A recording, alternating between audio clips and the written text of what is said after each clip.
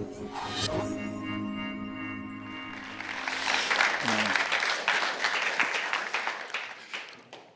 thank you very much indeed. Chris, it's a real honor to be able to come and speak in this lecture theatre where so many of the great scientific discoveries were announced. The laws of electricity and magnetism, the electric motor, many new elements. It's a real privilege to be able to come here. And it's the 11th day of the 11th month. It's an important day in the calendar of this country. And I'm going to tell you about my new book called The Lost Scientists of World War II. And this is about very distinguished scientists who came from countries in Europe and wanted to come to this country, but failed to do so.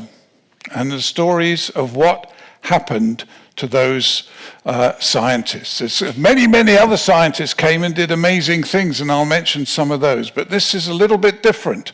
This is a book in a trilogy that I've written about scientists connected to the Second World War.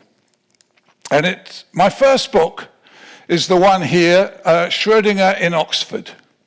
And Schrödinger was one of the great scientists of the 20th century. He didn't like what was happening in Germany in the 1930s, so he left and came to my college, Magdalen College, in Oxford. His great discovery was the theory of wave mechanics, which was published in 1926.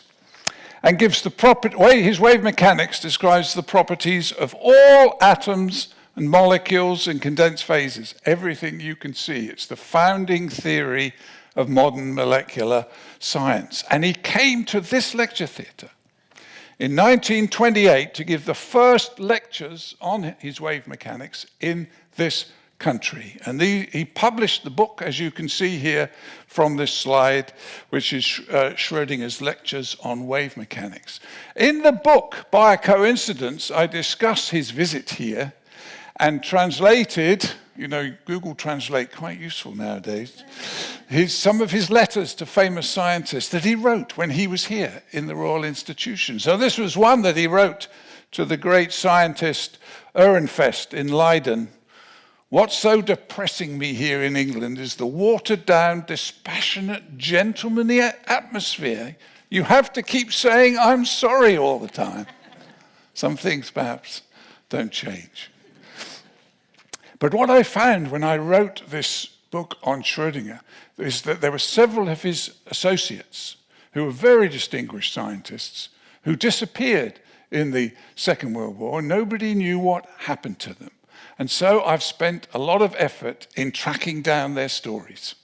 And that's really what this book is about, but not just in physics or in chemistry, also in mathematics and in medicine, in biology as well. This was the worst day of the 20th century. It was the day when President von Hindenburg of Germany asked Adolf Hitler to become Chancellor. And that set off the chain of destruction that led to the Holocaust and to the Second World War. It was a very dark day. And Hitler's Nazis immediately introduced new laws that took away the rights and citizenship of Jewish people, of dissidents, of several other groups, and that included people in universities. If you were a professor, you were appointed in a university by the Chancellor himself. And the professors, lecturers, researchers in universities and institutes all came under the new civil service law in Germany, and many of them were immediately removed from their jobs, expelled. And so there was a huge wave of scientists and scholars at that time came out of Germany and wanted to come and work in other countries. And same thing happened a bit later in Austria and in Czechoslovakia. And so with these refugees, scientists and scholars coming to this country, this country reacted brilliantly. It set up an academic assistance council the trustees of whom were some of the great people of the day, like Lord Rutherford, like the Braggs involved in the Royal Institution.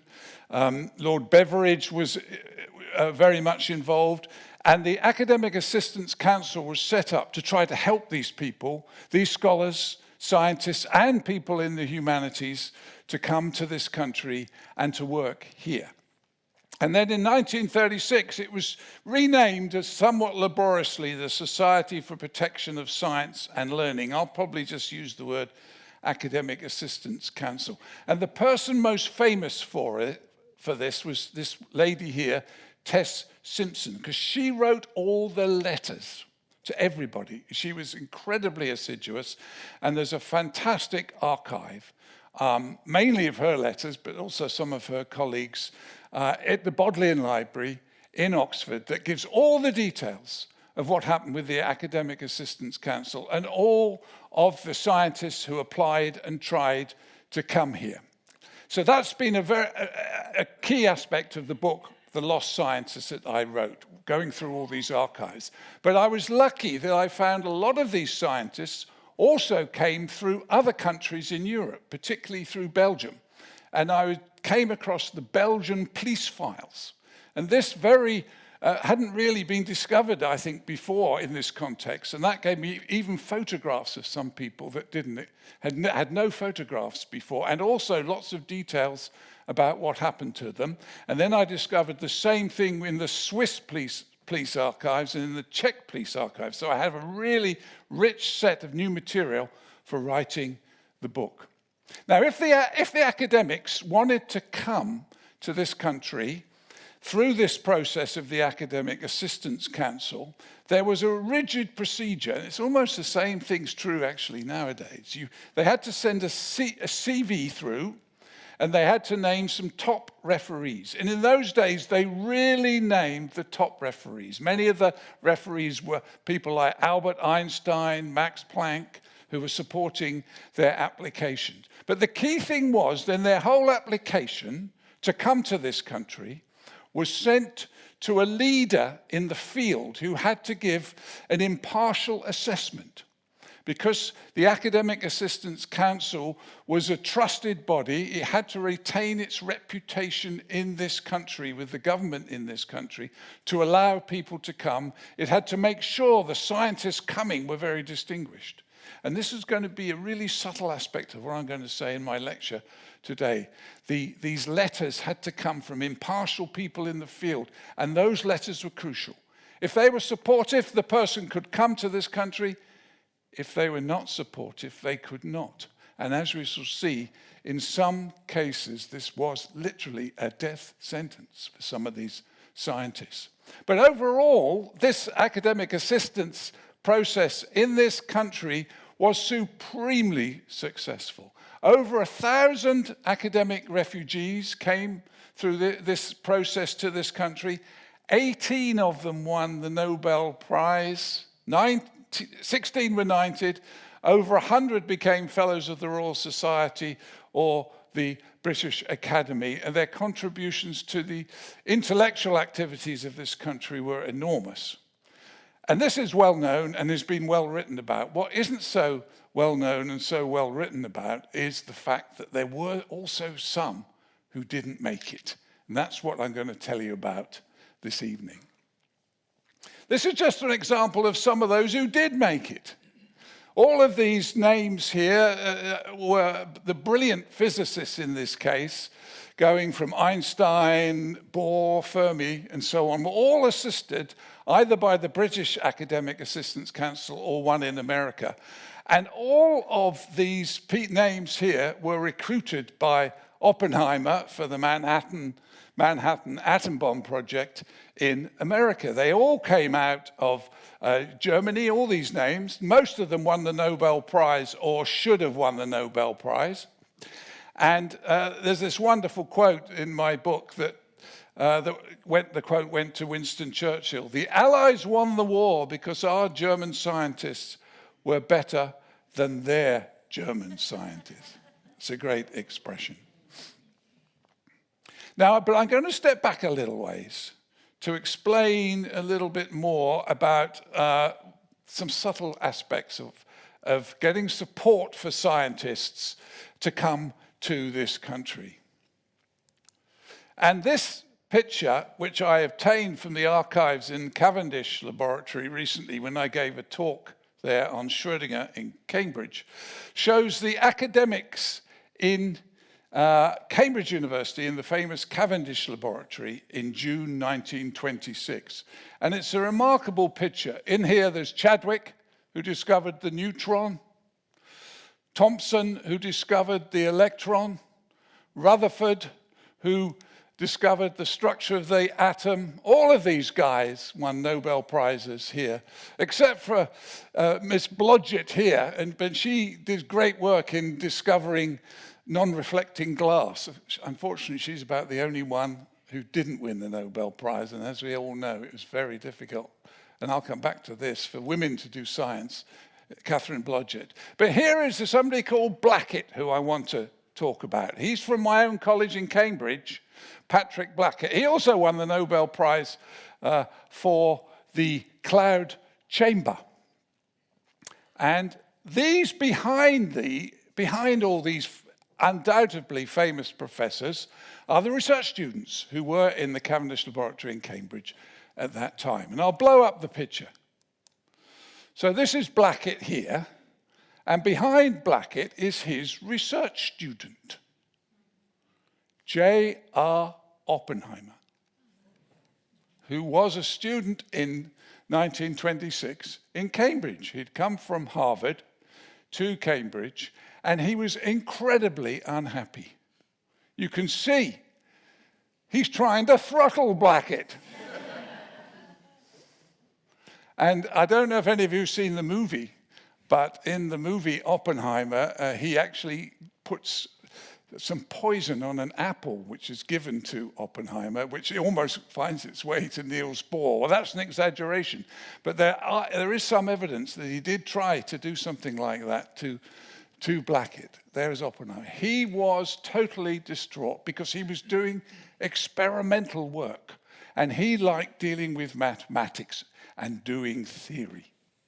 You see, that's what Oppenheimer liked to do. But this was June 1926, and he was saved in the next month. Because there was something called the Kapitsa Club in Cambridge, which had the greatest scientists coming to speak at the Kapitsa Club. And Niels Bohr was always coming through, people like that. Schrödinger himself came at the same week that he was having his lectures at the Royal Institution. He spoke at the Kapitsa Club. But in July 1926, there was a lecture by Max Born on the quantum mechanics of collisions of atoms and molecules, describing Schrödinger's great new theory and how you could use it to explain collisions between electrons and atoms. That's what his talk was about, Max Born. Oppenheimer went to that talk. It was one of the most important hours in the history of the 20th century, because Oppenheimer went to the talk and was totally blown away by what Max Born talked about, Schrödinger's new theory. And he went up to Born and he said, I have a scholarship from the United States and I can use it anywhere I like. Can I get away from Blackett and come and work with you in Göttingen, in Germany? And that is what happened. That moment is what happened. So Max Born, as we shall see in this story of the lost scientist, is an absolute key player in this story.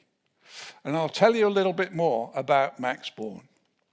So this is a summary of his history. He worked in Göttingen, a great center for mathematics and physics in Germany. His research assistants included three of the greatest scientists of the 20th century who just worked with Born: Heisenberg, Pauli, and Fermi. And as I said, Oppenheimer then joined his research group as a PhD student in 1926. But like many of these scientists, Max Born came from a Jewish family. And in 1933, he was expelled from his position in Göttingen. He was famous enough so he could come to this country, but he was only given a temporary lectureship in Cambridge. Even Max Born was just given a temporary appointment. Even Schrödinger in Oxford, Magdalen College, Oxford, was just given a temporary appointment. They couldn't find a permanent appointment for them. And Born even actually got so fed up with his temporary lectureship in Cambridge, he went to India trying to get a position there, and they wouldn't have him either. But he managed to get a chair in Edinburgh in 1936. He eventually, after the war, went back to Germany, and then his Nobel Prize was announced. And because he came to this country in 1933, because he had all these great students working with him, he was the trusted partner who they wrote to get an independent opinion when all these scientists wanted to come to this country. So he became a key player as the trusted person to whom they would get an honest opinion, Max Born. While Max Born was in Cambridge in 1935, he received this letter. And Schrödinger was in Oxford in the same month, and he received an almost identical letter. And the letter says, according to your request, I relieve you with effect from the end of March 1935 of your official obligations in the philosophy faculty of the University of Berlin. That was to Schrödinger, and it said to Göttingen, to Born, I express my thanks to you for your academic achievements and for the services you have performed for the state. Schrödinger was in Berlin originally, Born was in Göttingen. They'd been appointed by the Chancellor of Germany, and so they had to be relieved from their posts by the Chancellor of Germany. So these two letters, this one was given, a copy of it was given by Gustav Born, who I got to know well, who was a student at Magdalen College, Oxford.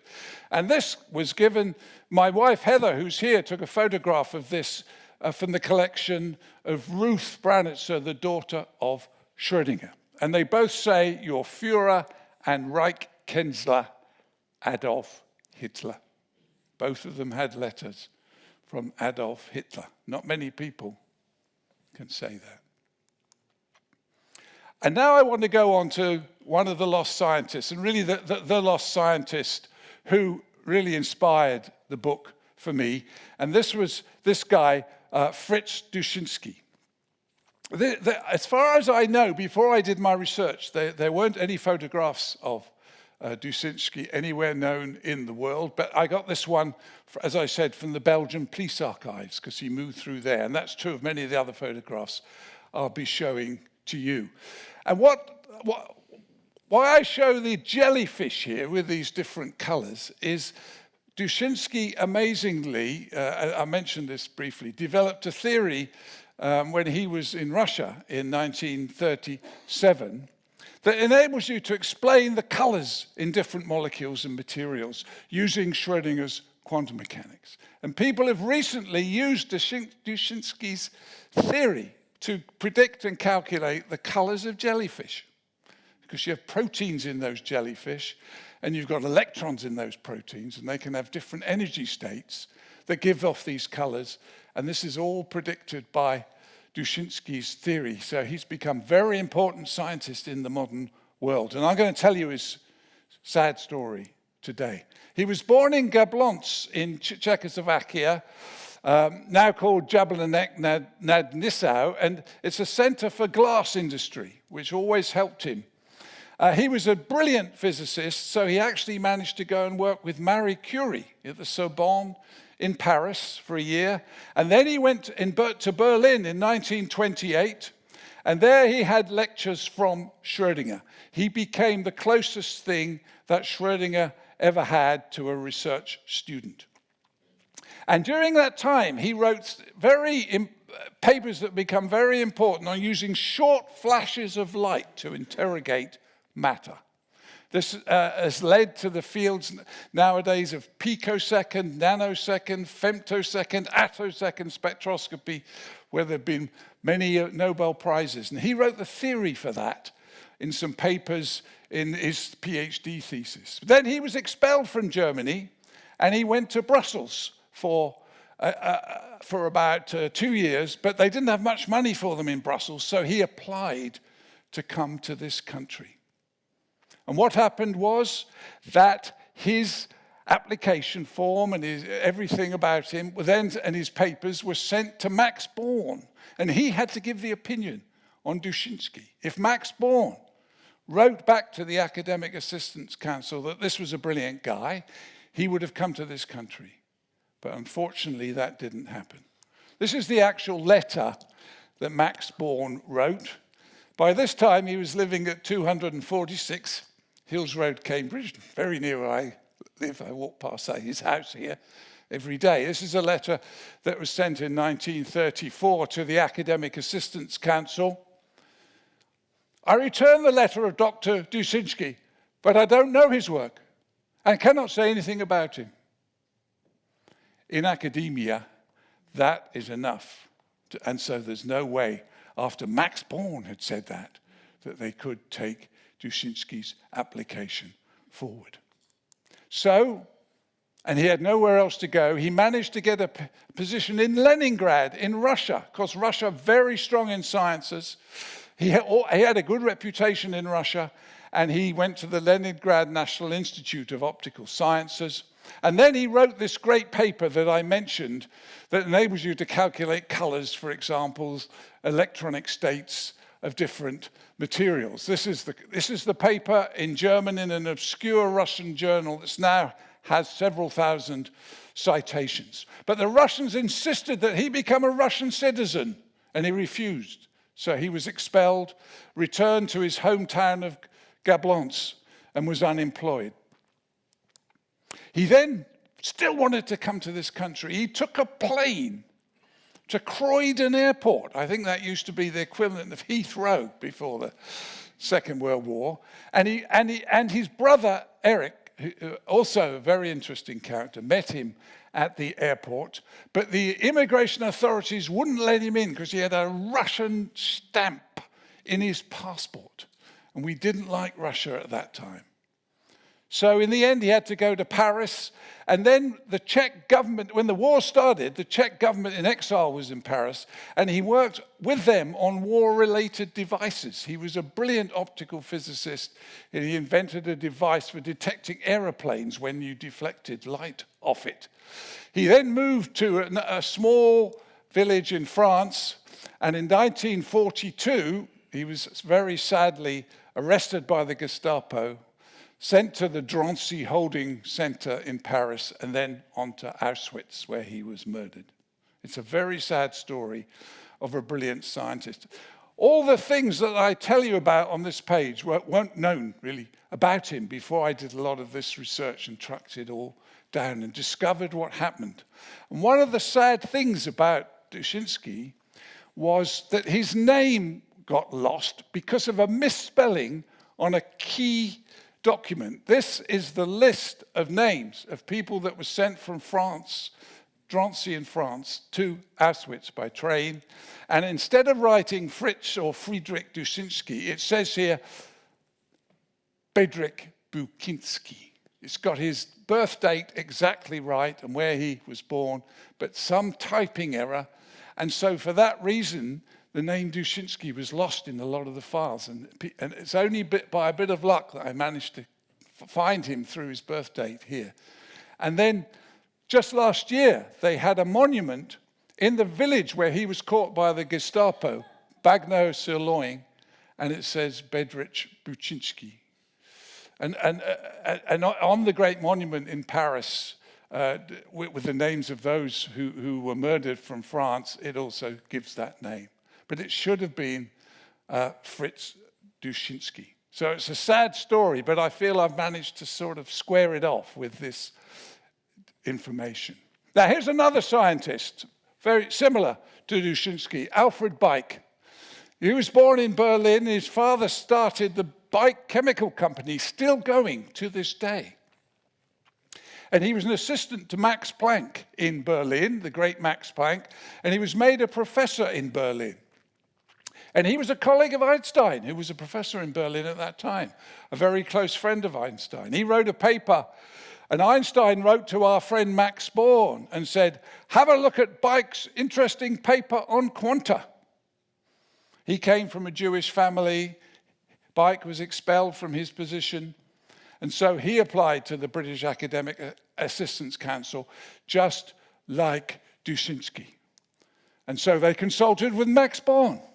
And this is what he said. Born is an older man, very good mathematician, but not gifted with a great physical intuition. I don't know whether he would accept a call to Russia. Yet again, that was a reference, a very honest reference, because he knew Bike very well. Bike is an older man, it said that, perhaps I said Born. Bike is an older man.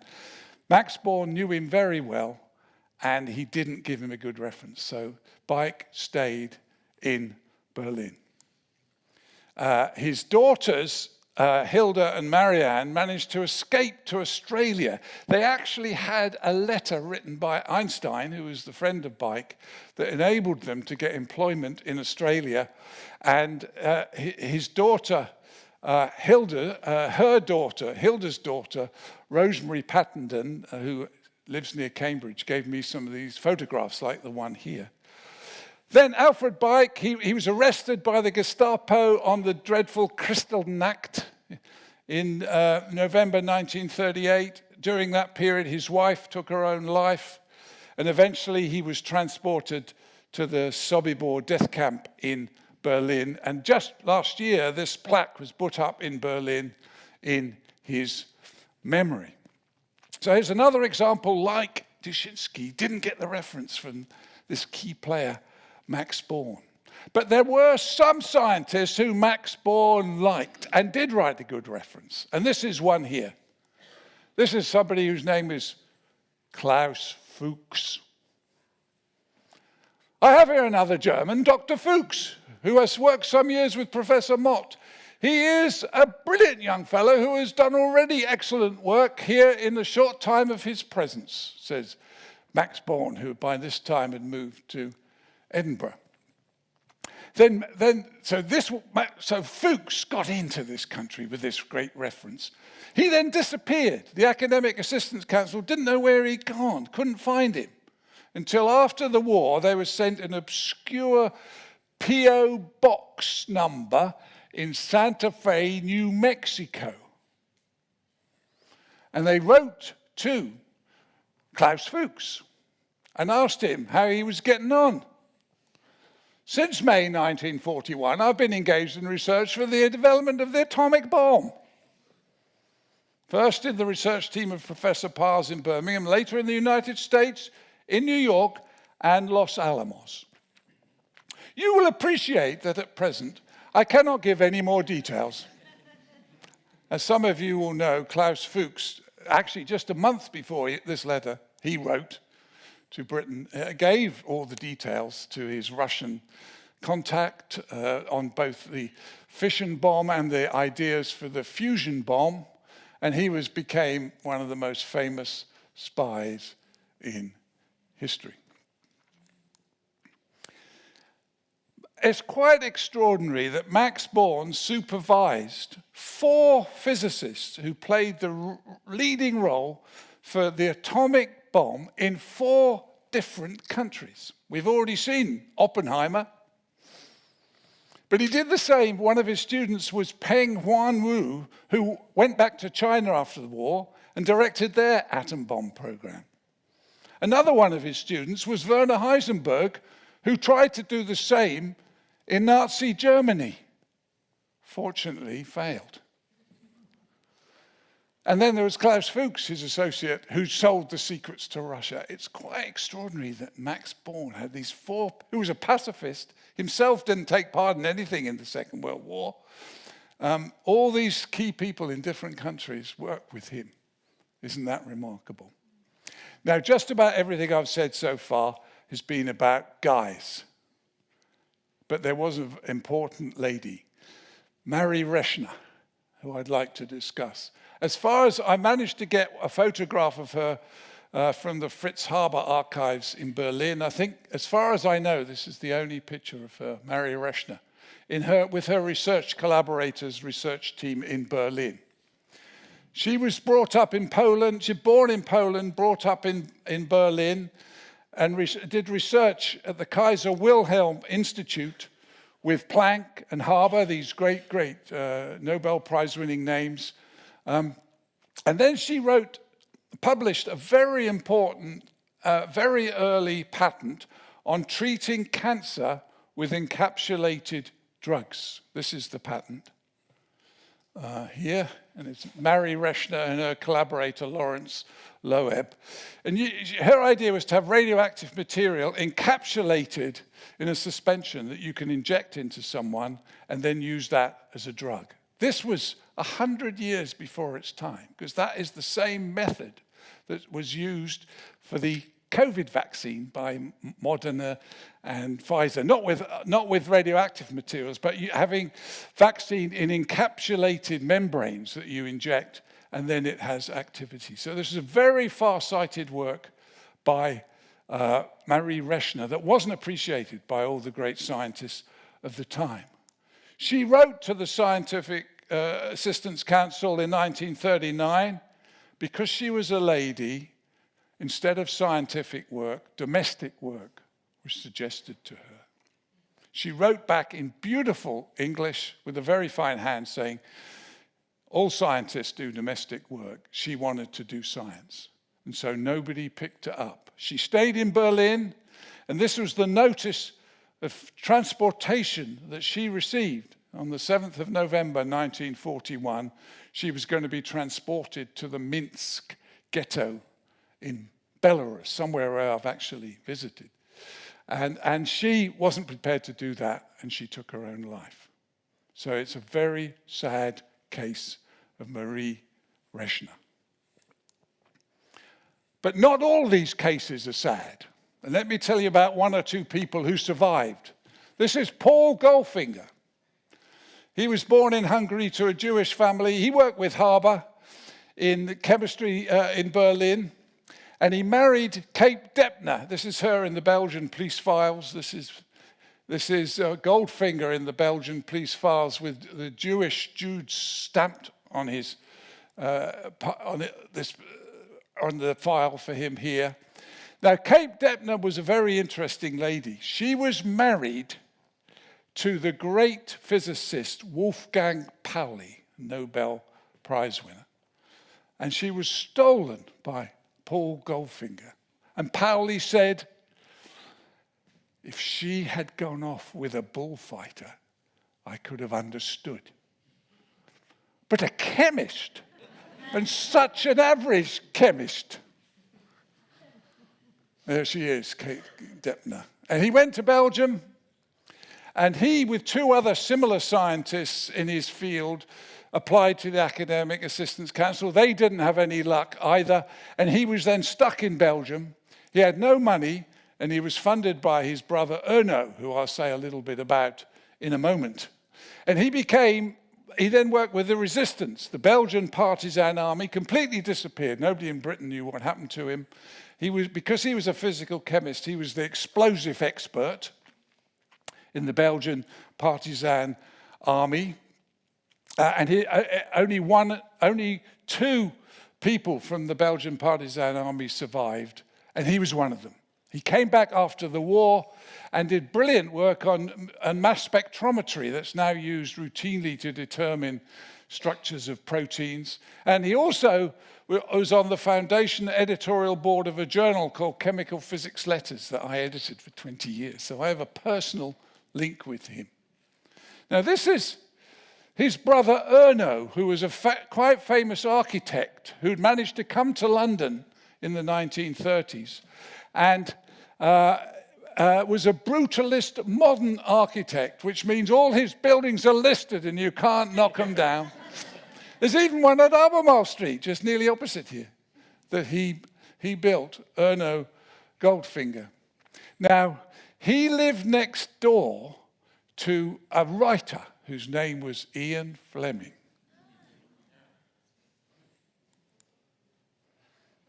And he had a dispute with Ian Fleming about a property. And but Fleming got his own back because he wrote the James Bond book about the exotic villain Goldfinger. Here's another interesting character.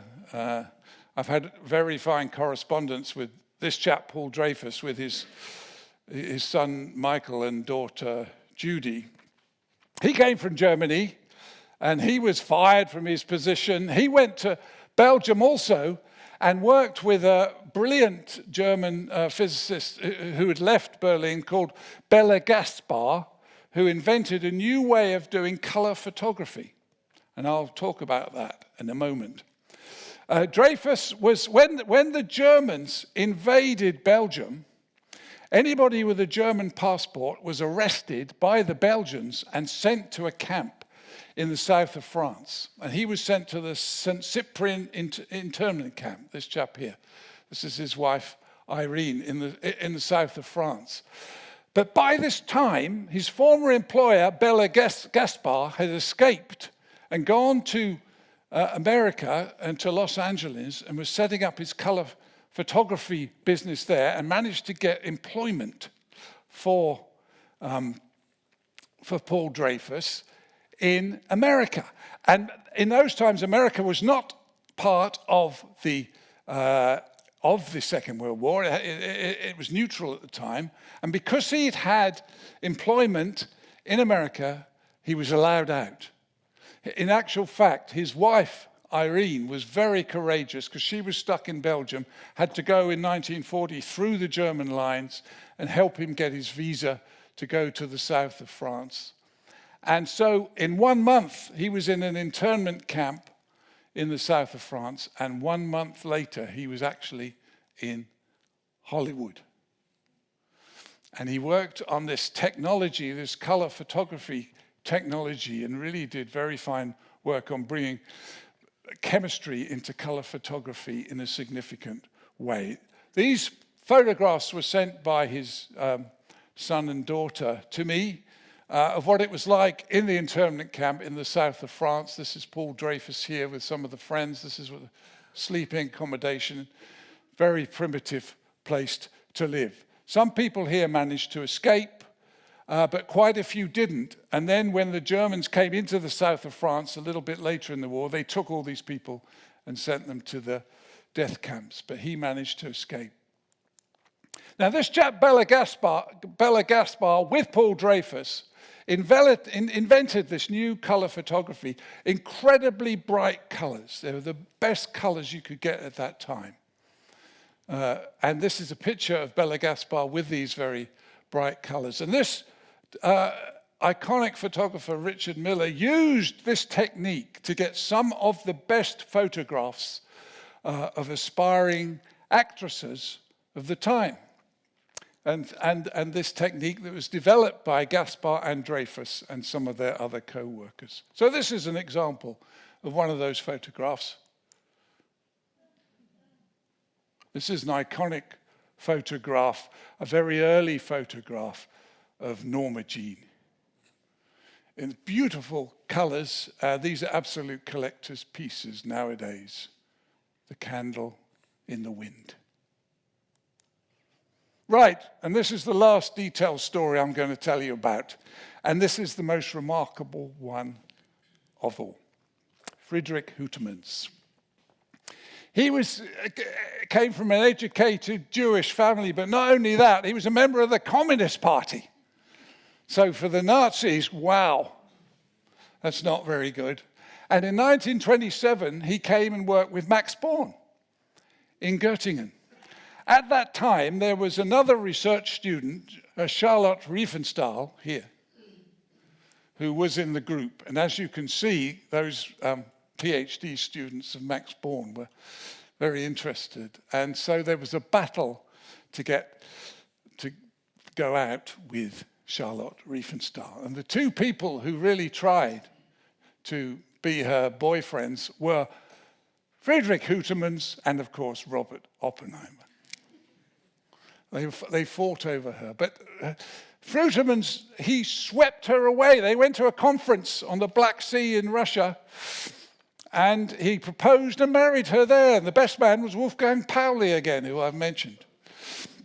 And while he was working with Born, he wrote a very important paper that explained, using quantum mechanics, the formation of elements in stars. And he was the first person to use the word in a scientific paper, thermonuclear. Many other great things that he did. 1933, he had to get out straight away from Germany. He was Jewish and he was communist. And what did he do? He did manage to come to this country.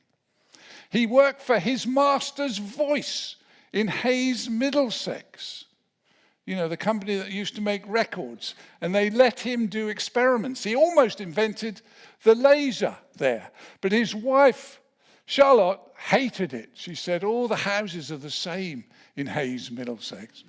It's really boring. So this adventurous couple did what Dushinsky did. He went to Russia, in this case, to Kharkiv, a great center of science, often in the news nowadays, and that's where he worked. He was then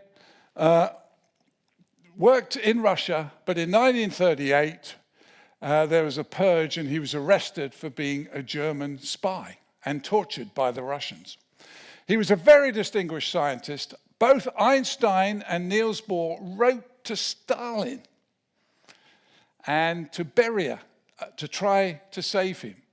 And it kind of worked. They kept him in prison, but they didn't put him to death, like they did to some of his colleagues. Another one called Hans Hellmann, for example, was shot by the Russians, but they kept him alive.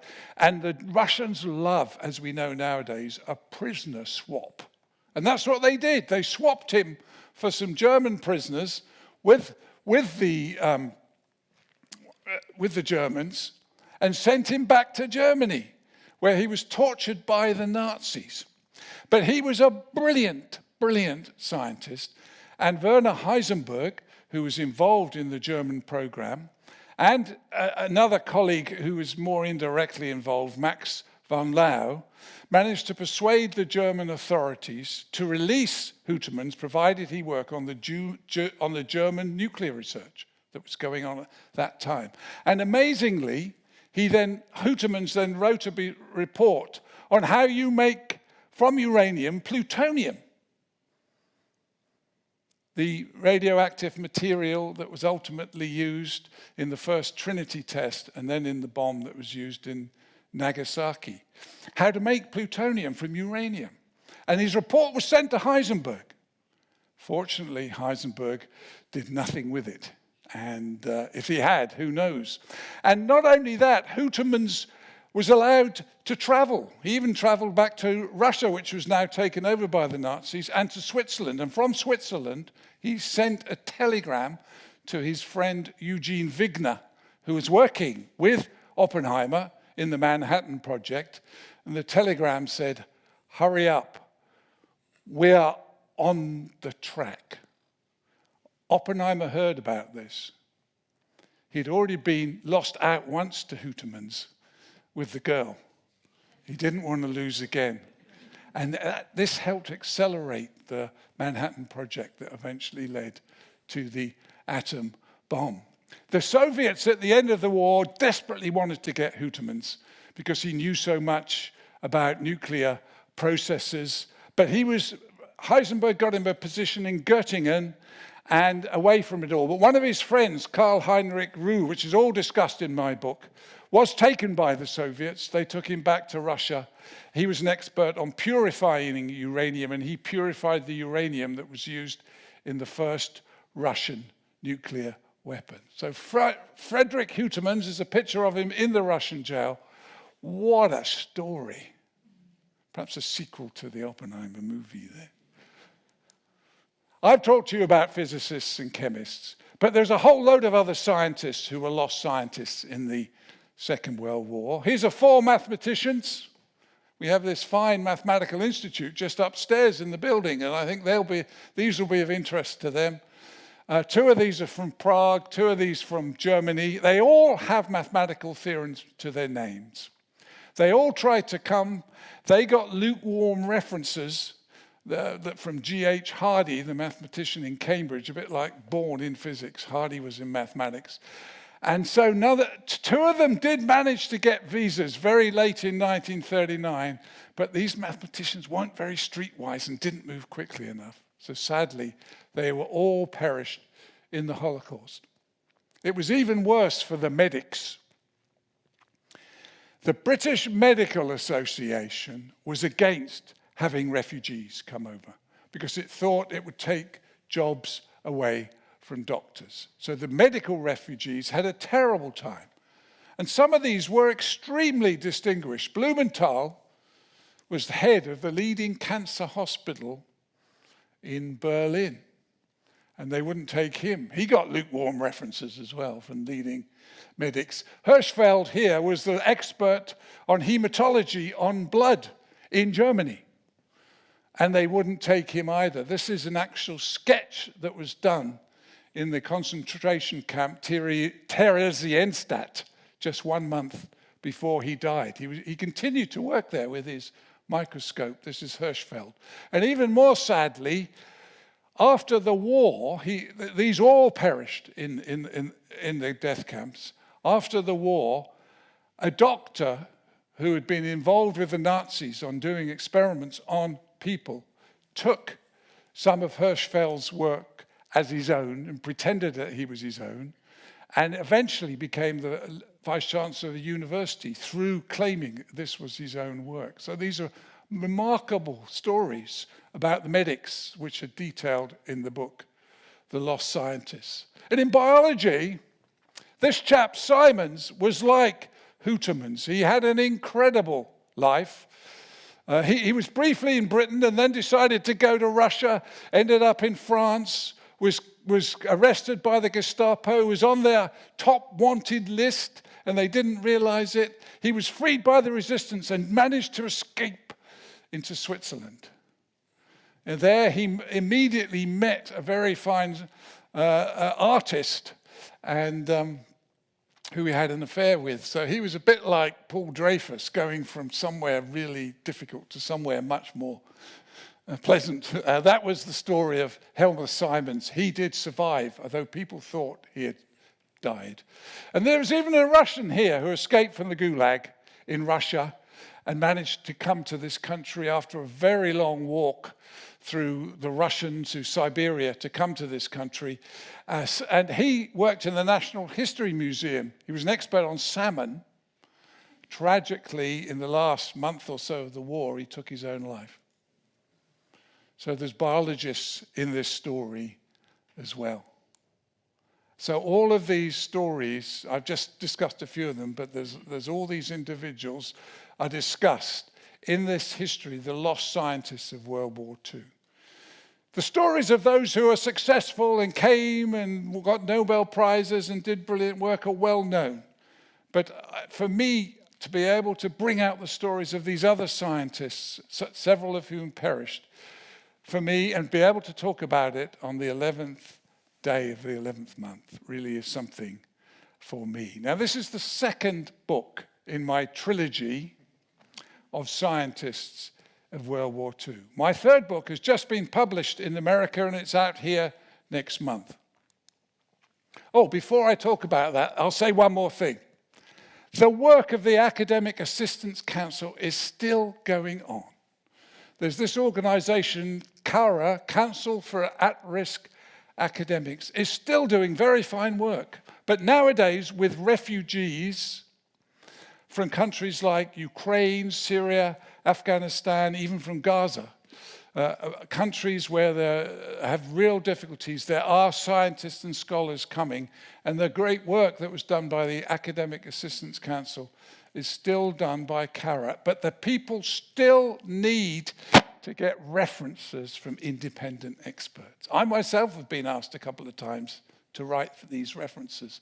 And I think once you realize what happened with some of those Max Born references, you have to write those letters very carefully because you don't know what will happen to these scientists if they're not able to come to this country from these very difficult backgrounds that they have. And this is my final book, which is out next month, which is a slightly different angle on the scientific refugees. This is somebody who took the Kindertransport. He was a bit younger than these other scientists, and his name is Walter Kohn, and he came from Austria. He went to the same school as Schrödinger, and he had to escape, like Schrödinger did, eventually from Austria, and he took almost the last train from Vienna in August 1939 on the great Kindertransport to come to this country. He went and lived in Sussex for a little while, but in 1940, when the Germans invaded countries like France and Belgium and the Netherlands, Winston Churchill shouted, "Collar the lot," to anybody who'd come to this country from countries like Germany and Austria, even if they were Jewish, which was the case with Walter Kohn. And he was interned in the Isle of Man and then sent on a boat through submarine-infested waters to Canada, where he was in an internment camp deep in the forest. Well, eventually, Walter Kohn became the most highly cited physicist in the world. And he won the Nobel Prize for Chemistry for that. I was lucky enough just last Thursday to be at the Royal Swedish Academy of Sciences, where we had a special conference on Walter Kohn's work, and they let me give a talk about my latest book in the trilogy of scientists and the Second World War. Thank you very much for your attention.